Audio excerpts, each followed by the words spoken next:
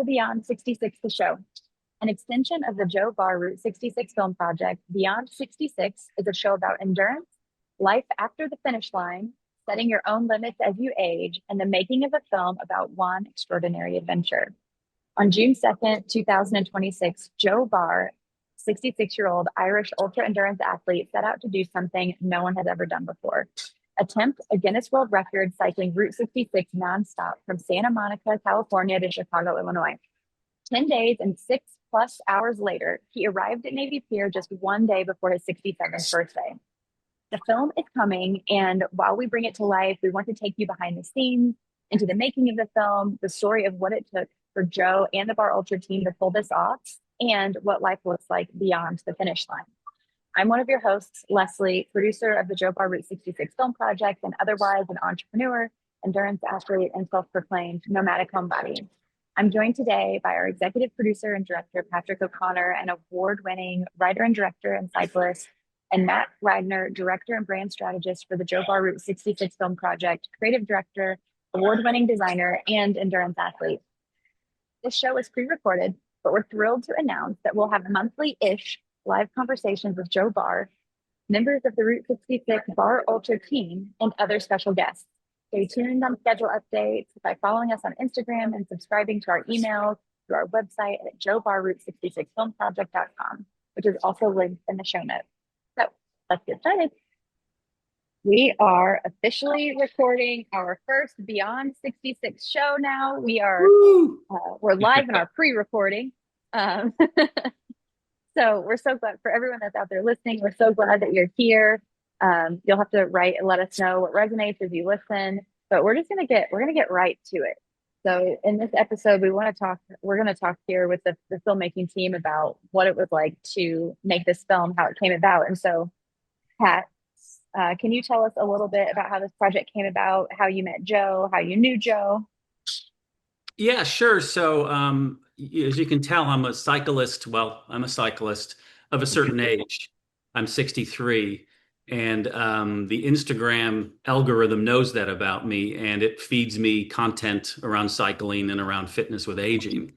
And sometime last fall, I started getting posts from this guy named Joe Barr and his wife Jill about his cycling and the endurance cycling that he does all over the world, but most of these posts come from Ireland.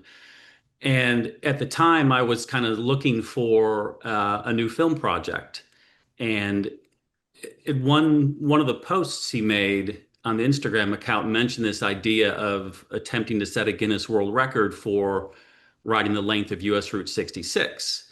And when he said that, it sort of clicked in my filmmaking brain that might be an interesting film to try to make, because it sort of ticks all the boxes for me. It's around cycling. I've been looking for a cycling project. It's aging.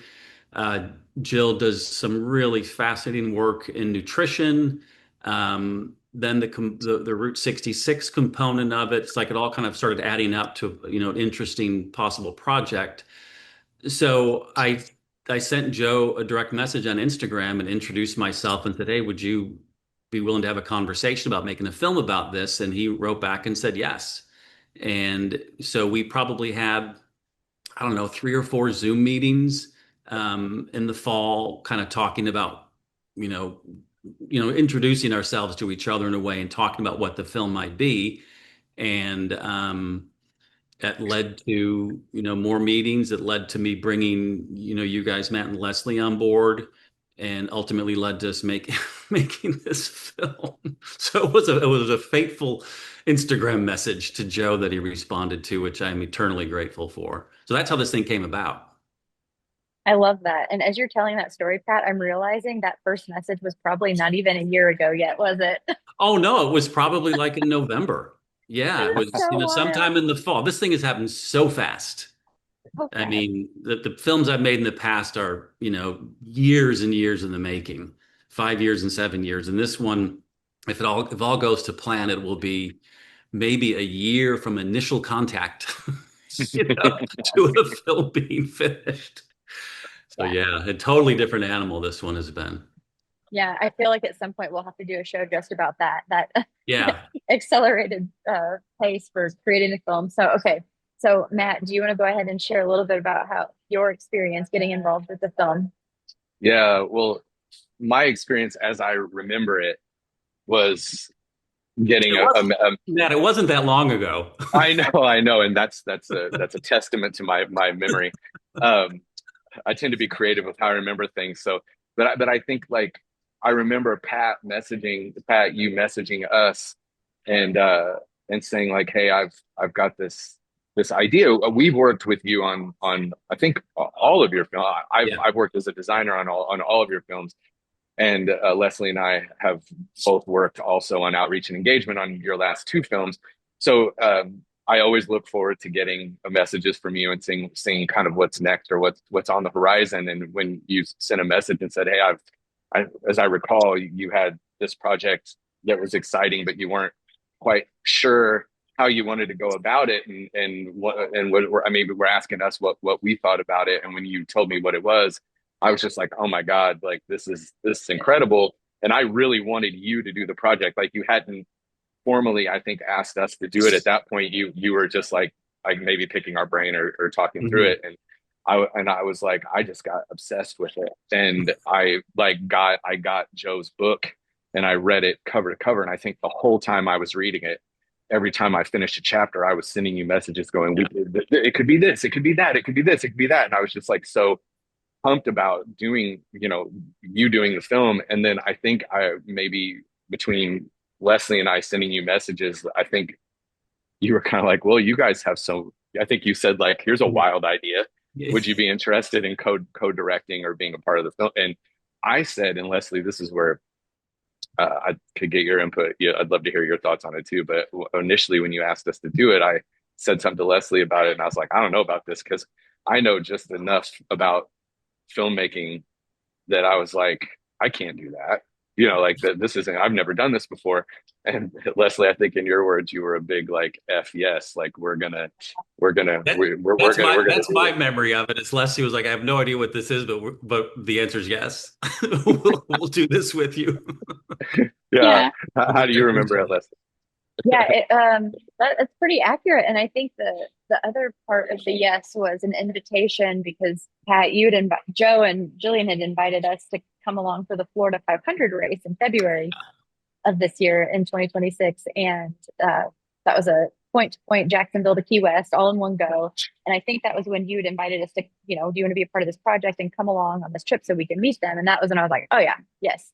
And Matt was like, well, I don't know. What about we don't know when it's going to happen. We don't know this. And I was like, we don't need to know. Let's just go. It'll figure itself out.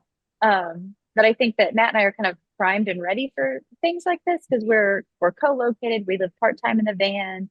We're self-employed. We're kind of like ready for exciting adventures. Hmm. Sometimes, most times without exactly knowing what we're getting ourselves into. But I think that it's worked to our benefit so far. Um, and yeah, so that's how I remember it too. Just kind of an instant yes. And as an endurance athlete myself, I speak the language of endurance and have never done anything quite like what Joe does. But was just really excited to be a part of this story, especially with the aging component, like you were talking about, Pat. Mhm. That is something that I really love about this story is how Joe is consistently inspiring people to define their own limits Yeah. within whatever it is they're doing, even if it's not cycling. So yeah, that was how I remember it as well. Um, so I guess okay, we kind of touched a little bit on this next question, but what expectations did everyone have? I guess Pat, you can answer this first. What expectations did you have going into this project whenever you were a yes for it? That's a really tough question because I really did not have a clear idea of what it would be like, and that was one of the important things we did. I think was asking Joe and Jill if we could kind of tag along on that Florida 500 race in February, just to get a sense of what it looked like. Like I've made films. I've never made films of something that's constantly in motion. So it took a lot of, thinking about how would we possibly shoot this thing if he's on a bike all the time. Um, so that time in Florida gave us I think, in all a better insight into what it would take to shoot this. But in terms of the expectations of the shoot itself, um, I kind of knew it would be really hard. I think we learned in the Florida 500 that sleep deprivation was going to be an issue, not just for Joe on the bike, but for everybody, his crew, our crew, um, being able to keep up with the pace of what he's doing and where he's going. I didn't really know how we were going to handle that. And to credit, I think mostly to Leslie about coming up with a plan for us as a filmmaking team, how we would sort of hopscotch our way, along Route 66 and get some kind of rest on our own. So I kind of felt like I had a pretty good sense that we would try to take care of ourselves. But it turned out to be more of everything than I had expected. It was harder, a lot harder than I thought. It was more fun than I thought. It was more inspiring than I thought. It was just more of everything, because I kind of didn't know what to expect. But whatever those expectations were, it blew them out of the water.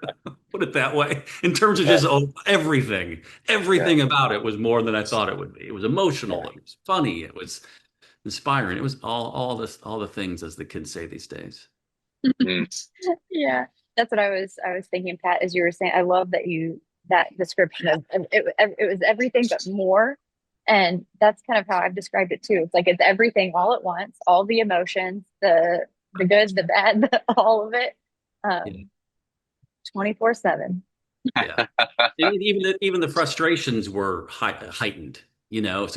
because everybody was under an intense amount of, I would say, sort of emotional, physical, mental pressure from the get-go. The minute Mhm. the thing started, trying to keep up with Joe, trying to figure out where he was going, trying to get ahead of him, getting Yeah. lost, then finding the road again. The whole thing was like chaos. Yeah. Uh, Mm. so What Matt, about you, Matt? yeah. Well, I was thinking about this. I'm kind of at a point in my life where I try not to have overt expectations about things, because like it's just I find expectations. There's a quote that expectations are resentment waiting to happen, and so I wanted to kind of like Yeah. not have a ton of expectations. But if you're truthful to yourself, I mean, you obviously have expectations. I have experience being on Route 66, and I've been a big fan, and I've been fascinated by that type of Americana and the road and Route 66 for a long time, actually, a lot of my life. So I first and foremost like expected this to be a lot of fun. Um, and it was like Pat said, it was like more fun. And I also expected it to be really hard, and that it was, especially for me, not having done anything like this before. It was a real trial by fire, in a lot of ways. Like this was a tough situation for me to be in for my first time filming, because it was A just hard way to like learn how to make a film. exactly. So I and Joe, at one point, Joe, because this is so Joe, and we'll be meeting Joe in future episodes, but we're in the middle of this race, as they called it, this adventure, this film making process. And um we were sitting down, Joe's in the middle of it, and we were getting ready to start asking him questions, and he looks at Leslie and I and goes, "So is this what you expected?" And that's such a Joe thing to ask a question like that right in the middle of this. Like, you think he would be like so focused, and I answered him. I said, actually, it kind of was. I expected it to be like it was. I had an idea of what it would be like on the road, on Route 66. I've been there before, and we did a scouting trip beforehand. We had uh, we had the experience of the Florida 500, Pat, as you've already said, and so I kind of felt like I knew what that was going to be like. So I really, it really kind of played out the way that I thought it would in all of the ways, and I agree. It was definitely like more of everything, but it was really really amazing. Yeah, yeah, Yeah, a quick observation, that moment that you described where, you were preparing to ask Joe some questions to learn about what he was going through. He turned it around and wanted to know what you were going through. yeah, And to me, that is just a part of Joe's character that I find so admirable. He is constantly aware and thinking about what other people Hmm. are going. I mean, he's the one Absolutely. who's absolutely getting murdered out there on a Hmm. bicycle. Hmm. He's curious about what you guys are thinking. I Yeah, think that yeah, says so much about him and yeah. Jill as well, and everybody on that crew. I don't want to start singling people out. It was an amazing bunch of people in that film. Absolutely, absolutely. Yeah. Leslie, Yeah. what expectations did you have going in? Yeah. Well, I first wanted to just kind of respond to what Pat was just sharing. I remember I had an experience like that with Joe too, where we're just walking and he's getting ready to get on another, I think it was another night shift in the desert. And he's like, "Are you having fun?" And I'm like, "I think so." And he's like, "Really? Are you really happy?" Because and I'm like, "Yeah, yeah, I am." It was just so thoughtful and in a moment where I wasn't expecting that, as far as like other expectations, I think I expected to have more time, oddly, like thinking about like, okay, like the only thing I have to do right now is be on Route 66 with Joe Barr and the rest of the team, and we have this job to do.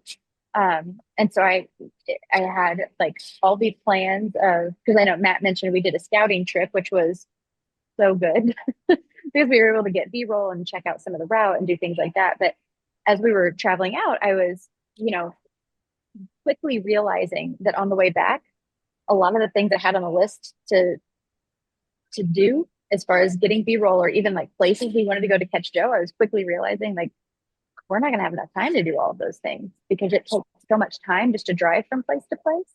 And even, we wanted to do more interviews and meet more people, I think, on the road. And it was so I think this goes back to like it's all the things all at once. Like even trying to reach out to people to coordinate when Joe was going to be somewhere for them to come out and meet him was so difficult because Yeah, everything changed constantly. yeah. Um, and so and I think I expected that part, like the constant change, but I don't live in that all the time, so I'm not used to it. And so even though I maybe expected it, it felt different than what I Hmm. expected. Yeah. Um, yeah, so it was just like a um, constant movement, And he was, constant. I was always stunned by how fast he moved. Yes. You're thinking he was on a bicycle and, sometimes he was only going 16 miles an hour. Sometimes he was going 25. But if you sort of stopped paying attention for a little bit, would you like lift your head up like, holy shit, he's in Amarillo now. It's like this thing just kept rolling. Yeah, It was yeah. incredible, that pace. On Pat, a I Yeah. used, bicycle's pace, it was hard to keep up with him yeah, I was or to using get out in front of him. I've used the analogy of it's like the old horror movie trope where you're running and the scary guy is like just walking. It feels like they're just like they're moving like this, but they're always catching up to you like the whole time, no matter how fast you go, Yeah. they're You have always right there behind you. you have a car, he has a bicycle, and he's still Yeah. catching you. Yeah. Yes. And then if you do get ahead of him and you're waiting, then it's like it was like this kind of ebb and flow where you're like you feel like you're waiting forever, but it's not forever. And then if you stop paying attention, you missed him. Yeah, how many Yeah, times yeah, did you guys post up at the side of the road to get an iconic shot of Joe going by yeah. something, and you got there and you got it all set up, and then you looked up and he goes flying right by. Uh-huh. Yeah, I didn't expect to lose feeling in my feet so many times from standing in one place for like this is a perfect spot for like a long period of time and all the blood comes out of your feet. Yeah, yeah, yeah. That was definitely definitely part of the adventure. Yeah. Yeah. And I guess that is one thing that I did expect was we all, I think, kind of shared in that we were expecting an adventure. I think we got it. Oh yeah. Oh yeah. As Joe The, said, the race delivered. Yeah. The race delivered. Yeah. the race did deliver. Yeah. Yeah. So I think we kind of answered the next question, which was talking a little bit about what being out on the race actually looks like. Did y'all have anything else to add to that or anything else that comes up that we wanted to Oh, share with people about what it was like to actually be out there with Joe on the race? I've got. I think something that I've been thinking about a lot lately as I've been talking about this was like like one of the things was the experience was like I remember things like wildlife like being out that was one thing that was like I didn't expect to drive through like a ton of rattlesnakes, you know, like in the middle of the night, like, and like that was part of the adventure, was just being like out in the desert in the middle of the night, like in in the panhandle of Texas, and just having like snakes everywhere was the one thing that came to my mind. But something a little bit more esoteric, I guess, if that's the right word, that kind of occurred to me is that there's this thing that happens, I think, like when people do something really big. And Joe, this is so big. And like Joe is like vibrating on this like level of doing big things. And I feel like when someone is so focused and so connected and so dialed in, and has like a team that's like connected and dialed in, and like we were all connected and dialed in, that like wild things just happen, these like amazing coincidences. And I think about like how I think about like Pat, how being out on the road, we had these like amazing, beautiful coincidence, like sort of being in the right place at the right time. Like Pat, when you were filming, you know, and the wild horses just like came and ran up next to Joe, and just while you were ready and there to like capture it. And that was just like a really special moment. And like, I remember Pat, you and I just like filming, and we were just talking, and we were shooting out the window, and I was driving, and you were like, wouldn't it be great if like, you know, like we had a train come by just at this moment, and then this train just comes out of nowhere just at the right moment. And like, so these like wonderful, beautiful like coincidences and things that just happen, that were in alignment, that just comes from like doing these big things. So that was like my experience on the road, was that I think we created this incredible vortex, like kind of following Joe's um lead, you know, like with doing this thing. And it was I'm still kind of processing all that.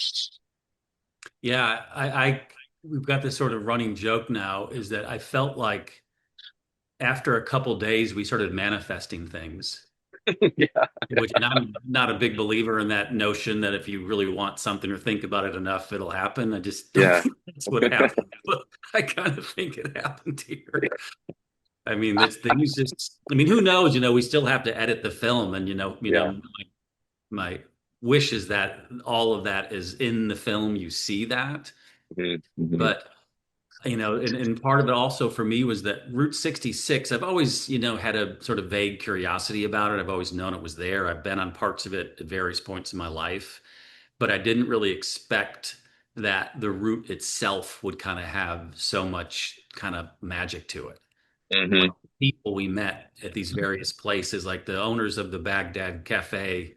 It's like, oh my gosh, these are just wonderful, interesting, fun people out in the middle of nowhere. Yeah, yeah. This hotel and this restaurant, or the cafe. And that just happened over and over and over again. Mhm. And Generosity.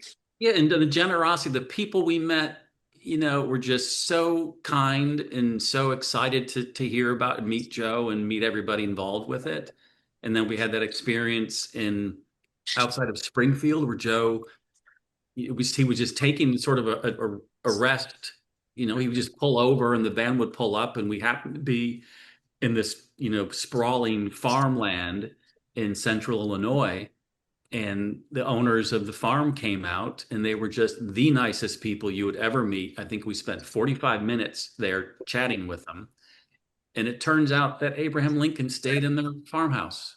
Mhm. Mhm. Like that came out of nowhere, Yeah. unplanned, unscheduled, not on. It's just like we were there, and that's who happened to be there. Mm. You know, it could have been someone completely different. It could have been someone hostile. Get off Yeah. my property. What are you doing here? Yeah. It, Yeah. just like that happened over and over and over again. So my real goal here, for I think for all of us, is that is evident in the film, that's what Yeah. happened out there. Yeah. Yeah. And I think, to your point, Matt, I think it happened for some reason that I don't think we all understand. Yeah. Yeah. Yeah, I But think I'm, that I'm was, starting to lean that way now, though. yeah, I think that Pat, you used the word magic, and I think that would be the word to describe what it was like for me to be out on Route 66 and to be a part of this race because of all the things that you were just describing. I'm going to say, I'll say this on the record. I have historically not understood the allure of Route 66. I have heard, and I've heard Matt talk about it and obsess over it for years, and I'm just kind of like, oh, I don't Me know. too. Me too. Yeah. But then like getting out there, and I mean, I think it was on our scouting trip out west. I think it was day, like, I don't know, 3. and something just like shifted and clicked. And I'm like, oh, okay. And it was like this, it was just like a feeling that I had. And it was that generosity of the people, just complete strangers who we would tell what we were doing. And they're like, here's my number. Let me know what I can do to help you. Yeah. And it's like, oh, okay. Like we just met. But it was, they were authentically like wanting to help and support anyway, even if that meant just knowing like, hey, you got someone you can call if you need to. We had Chris and Andrea from Super Tam in Carterville, Missouri. Tell people what Super Tam is. Oh my God. Super Tam is this amazing ice cream shop off of Route 66, just outside of Joplin. It's in Carterville, Missouri. You have to go. You have to put that on your list. I think I need to make a list of all my must have stops on Route 66. That is one of them. But there's a show. But we met them. We met them heading west. They were gracious enough to invite us into their ice cream shop. They were closed on a Monday. We were traveling through on Monday, and they're like, "Come on in." They opened up for us. We did an interview. We talked about what Route 66 meant to them, what they thought about Joe, and then on the way back, they did a marquee sign out front for him. Chris and Andrea cooked a home cooked meal and delivered it to our hotel that night, like at like 9 p.m. Only half of Matt and I we got to eat, and half of the Joe Barr crew did. Not everyone. We were going to save leftovers, we promised, but apparently we were all very hungry. And but it was just like they didn't have to do that, and it was so nice. And I didn't even realize how nice it was. Like I hadn't experienced that particular kind of hospitality, and it was just incredible. But like that is Route 66. And that was what this race created too. The race created possibility for magic every pedal stroke.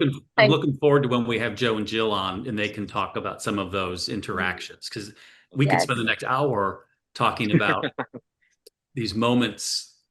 And I'm not going to start talking about it because I will be here for another hour, but I'm really curious to hear them talk about what they remember in terms of those interactions that were meaningful. And the other quick part of that is I think they were meaningful for the people that we met too, because Joe makes every interaction with him meaningful. It really does. And we can talk about that when we get to him. So okay, I'm going to go ahead and transition then to the next question for all of us to answer, and that is, what did you learn about yourself while filming this race? Leslie, you go first. Ooh, okay. So I learned something really surprising about myself, and that I actually enjoyed staying up all night. I'm really glad to hear that. I know it was interesting because, like Pat had mentioned, I had to put together that schedule, and I knew that at a certain point, Matt and I, the way our shifts were laid out, we were going to be up past my typical bedtime. I was ready for it, but I didn't expect it to happen so quick, I guess, or I don't know, because the first night our day started, I think mine and Matt's day started at like 3 a.m. and then we were scheduled to go until 3 a.m., basically 24 hours. And that first night, I remember we were in Amboy, California at Roy's Motel. It's pitch black out. I don't remember what time it was, but it was like maybe 11 p.m., 12 a.m.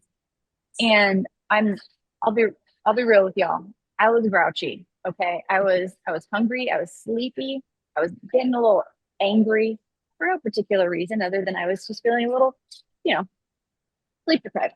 But then I got outside and I looked up and I saw this desert night sky, and it just immediately took me into this place of wonder and awe. And I no longer cared what time it was. I no longer cared to get to sleep. I was just like there. And then a few minutes after that, we saw the moon rise. Like I've never seen the moon rise from the horizon before. And it was just this like moment. And so after that, I think by like 3 nights of staying up all night, I started to get used to it. And I was experiencing a different part of the world that I do not experience. And it would not have happened if it wasn't for this race. Like Joe going out to do this extraordinary thing allowed for, I think, all of us to experience extraordinary moments that we wouldn't have otherwise. Yeah. And so that was something I learned about myself, that I can be a nocturnal Leslie if I need and want to be and enjoy it. The desert sky helps. It really did. It was such a treat. Matt, what about you? This is a hard question because there was so many things that I learned about myself. I think one of the things I learned about myself is that I needed this experience. Like I didn't know like how bad I needed it, because I think that what I learned is that when I get the camera in my hands, I became two different people at the same time. It brought out my deepest fears and insecurities, and it was like of voices that like you can't do this, or you're not going to be good at this, or you're going to screw this whole thing up, and and all of that kind of stuff. So that was like really hard to confront. It was hard for me to confront in the moment. It was hard for so it kind of uncovered some deep seated insecurity that I didn't know was there fully like that. But I learned that I could still experience that and still swim. That I could do it, and so that was really great. And the other thing that I learned about myself whenever I had my camera in my hand is that I turned into like I kind of joked, Pat. I think I joked with both of you that like once this camera gives me license to trespass. Like it gives me license to You just, wanted to be a vandal at one point. You're like, yeah, I'm going to go trespass over here and yeah, just get magic it's powers. yeah, it's like I was just like running out in the middle of highways and shoving myself in between like semi trucks and getting in between the van and like poisonous rattlesnakes and the most stuff that I normally wouldn't do. But when I have that camera, it just turns me into a little bit of a of a crazy person, and I kind of like that. I remember this moment of just like running in the middle of the night in was it Albuquerque, and just like Leslie pulled off the side of the road and like 6 lanes of traffic, and I ran like out into the middle of the highway and stood on this narrow painted it was about like maybe 3 feet high and about like a foot wide, and I just like stood in the middle of it and filmed cars going by and stuff, and like you're not supposed to be there, like or being in all these places where you just normally wouldn't be. And But you needed to get the shot. yeah, so you're not That's thinking what and you it just do it. is. Yeah. Yeah, and I love that. I love that feeling, and I'm looking forward to more of that. So that was just a couple of things that Yeah. I learned about myself for sure. Yeah. Yeah. What about you? I think for me, as I've been thinking about this, is um, I've learned that I still really care about this. You Mm-hmm. know, that, Mm, when you're not working on a project, because I'd finished The Zebra and the Bear, and like almost a year went by where I didn't really have a new project. And it was, and I was fine during that time doing all the other stuff that I do.